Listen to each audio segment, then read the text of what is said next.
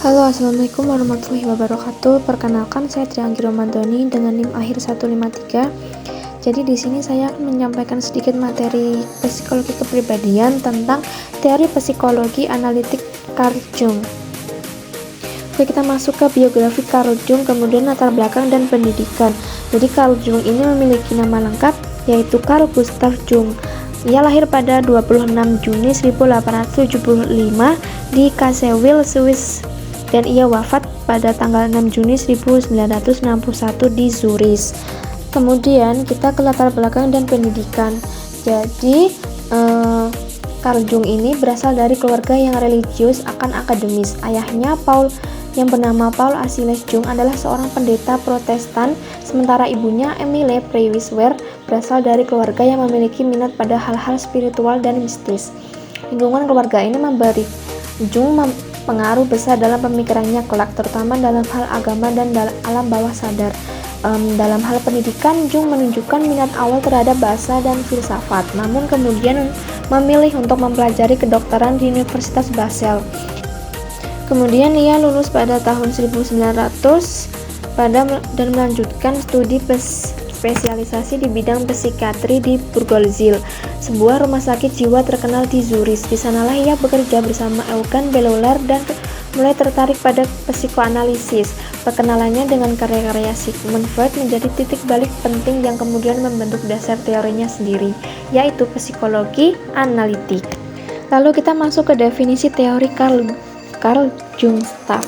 Ia membagi kepribadian menjadi ego atau kesadaran, alam bawah sadar pribadi atau pengalaman individu yang terlupakan, dan alam bawah sadar kolektif atau arketipe universal. Arketipe ini mempengaruhi perilaku dan dapat diakses melalui mimpi dan imajinasi.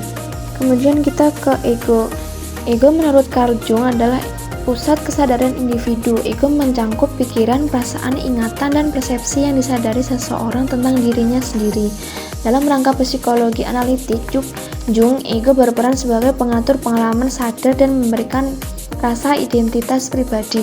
Dengan kata lain, ego adalah aku yang dikenal seseorang dalam kehidupan sehari-hari. Namun, Jung menekankan bahwa ego bukanlah keseluruhan dari kepribadian, melainkan hanya bagian kecil dari totalitas jiwa atau psi. Di luar ego terdapat wilayah yang luas, yaitu alam bawah sadar pribadi dan alam bawah sadar kolektif. Kemudian kita ke alam bawah sadar pribadi atau ketidaksadaran pribadi.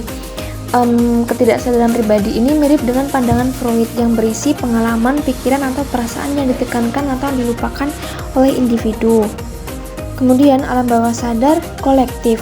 Alam bawah sadar kolektif ini lapisan terdalam dari ketidaksadaran yang berasal dari pengalaman pribadi, melainkan diwariskan secara turun-menurun. Di dalamnya terdapat arsepti atau struktur bawaan yang menjadi dasar pola-pola universal dalam perilaku dan pikiran manusia. Kemudian kita ke arketipe. Arketipe ini tuh dibagi menjadi 4, yaitu yang pertama ada persona atau topeng sosial yang dipakai seseorang dalam kehidupan sehari-hari.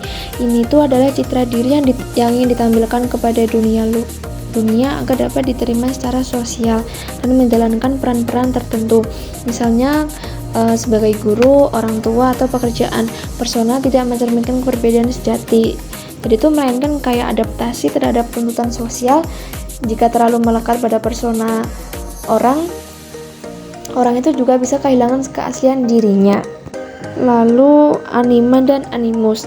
Jadi keduanya ini merupakan arketipe yang mewakili sisi berlawanan dari jenis kelamin biologi seseorang. Mereka itu muncul dari alam bawah sadar kolektif dan mempengaruhi hubungan, emosi, dan imajinasi.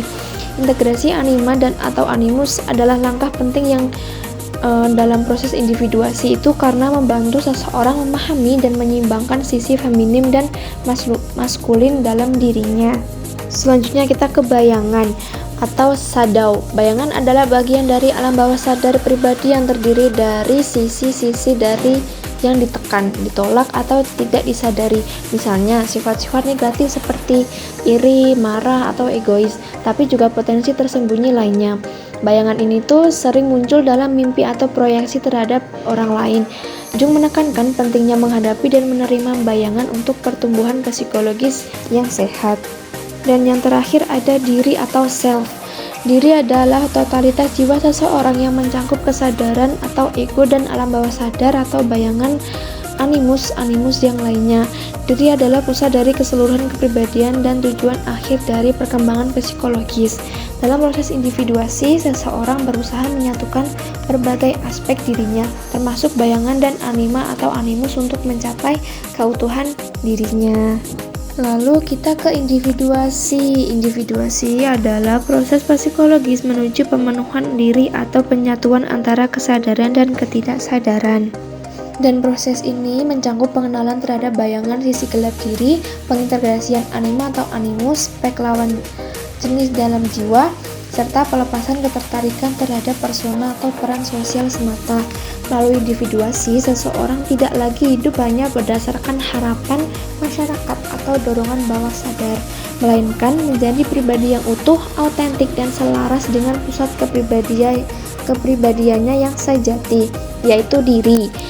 Bagi Jung, individuasi ini adalah tujuan utama perkembangan jiwa manusia. Kemudian dinamika kepribadian, sama seperti yang sudah saya sampaikan di awal tadi, dinamika kepribadian ini ada ego, ketidaksadaran pribadi, ketidaksadaran kolektif, serta elemen simbol seperti persona, bayangan, anima, animus, dan self.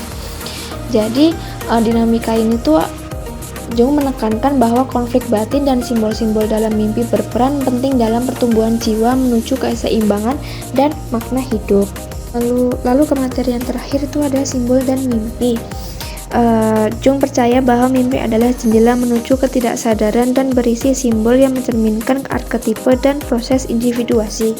Jadi itu misalnya simbolnya itu air bisa melambangkan alam bawah sadar, gunung bisa melambangkan tantangan atau pencarian spiritual, sedangkan bayangan gelap dalam mimpi seringkali mencerminkan sisi diri yang belum diterima. Jung menekankan pentingnya menafsirkan simbol mimpi secara individual dengan melihat konteks pribadi pemimpi dan hubungannya dengan simbol tersebut, bukan hanya berdasarkan makna umum. Jadi bagi Jung, memahami simbol dalam mimpi adalah langkah yang penting dalam proses individuasi, karena mimpi membuka jalan menuju pemahaman diri yang lebih dalam dan membantu seseorang mengintegrasikan aspek tak sadar dalam jiwanya. Baik, seperti itu pemaparan materi dari saya. Selebihnya mohon maaf. Sekian, wassalamualaikum warahmatullahi wabarakatuh.